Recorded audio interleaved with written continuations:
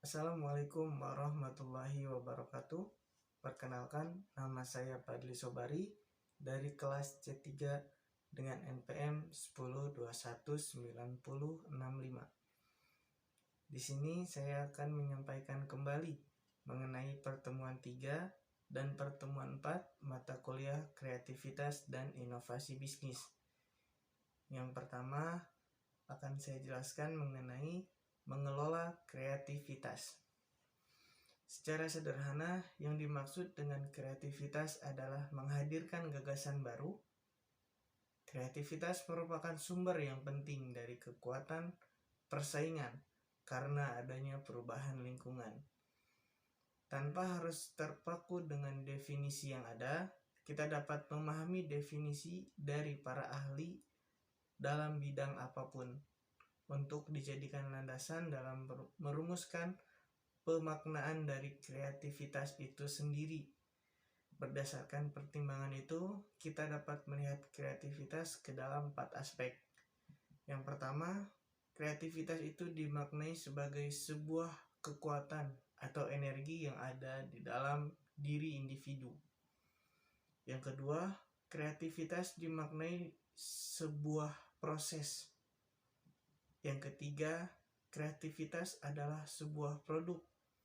Dari kreativitas dimaknai dengan apa yang dihasilkan dari kreativitas tersebut atau produk dari kreativitas itu sendiri. Dan yang keempat, kreativitas dimaknai sebagai person. Bukan produk yang dihasilkan, tapi siapa yang menghasilkan produk kreativitas tersebut. Lalu selanjutnya ada bentuk-bentuk kreativitas. Yang pertama, kreativitas itu dapat berbentuk sebuah ide. Yang kedua, kreativitas berbentuk sebuah produk. Dan yang ketiga, kreativitas dapat juga berbentuk sebagai gagasan. Kreatif merupakan sifat yang dimiliki oleh manusia. Ada beberapa ciri yang menunjukkan bahwa seseorang itu kreatif. Berikut adalah daftarnya. Yang pertama, suka berimajinasi. Yang kedua, menyukai tantangan. Yang ketiga, mudah untuk beradaptasi. Dan yang keempat, mudah merasa bosan. Yang kelima, kadang menjadi seseorang yang misterius. Yang selanjutnya ada strategi pengembangan dan mengelola kreativitas individu.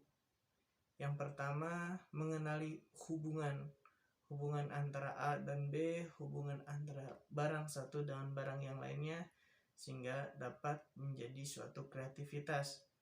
Yang kedua, kembangkan perspektif fungsional. Fungsional entah itu mengenai fungsi sebuah barang, fungsi manusia, sekitar yang ada di dekat kita ataupun apapun, sehingga dapat dijadikan suatu kreativitas. Yang selanjutnya, gunakan akal. Dan yang keempat, hapus perasaan ragu. De Bono tahun 1970 berpendapat bahwa pola pemikiran yang kreatif merupakan motivator yang sangat kuat karena orang yang sangat tertarik dengan pekerjaannya. Pemikiran kreatif juga memberikan kemungkinan bagi setiap orang untuk mencapai suatu tujuan. Seorang wirausaha yang tertarik akan membuat hidup lebih menyenangkan, lebih menarik, serta akan menyediakan kerangka kerja dan dapat bekerja sama dengan orang lain. Yang selanjutnya kita akan menjelaskan inovasi produk. Pengertian inovasi produk adalah suatu proses atau hasil pengembangan ide atau pemanfaatan suatu produk atau sumber daya yang telah ada sebelumnya, sehingga memiliki nilai yang lebih berarti.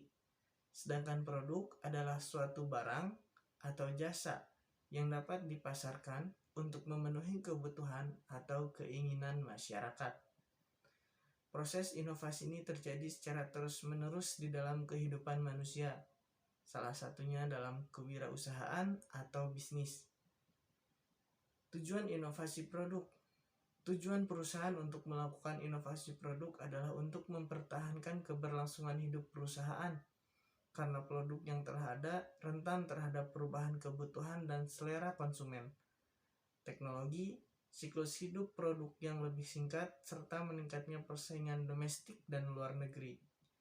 Cara terbaik dalam melaksanakan pengembangan produk, menurut Kahan dan kawan-kawan pada tahun 2006, menggambarkan pelaksanaan inovasi produk terbaik dalam 6 area, yaitu strategi, manajemen portofolio, proses, riset pasar, orang, serta evaluasi matriks dan kinerja.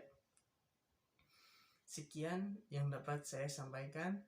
Apabila masih banyak kekurangan, mohon dimaafkan. Wabillahi taufiq wal hidayah. Wassalamualaikum warahmatullahi wabarakatuh.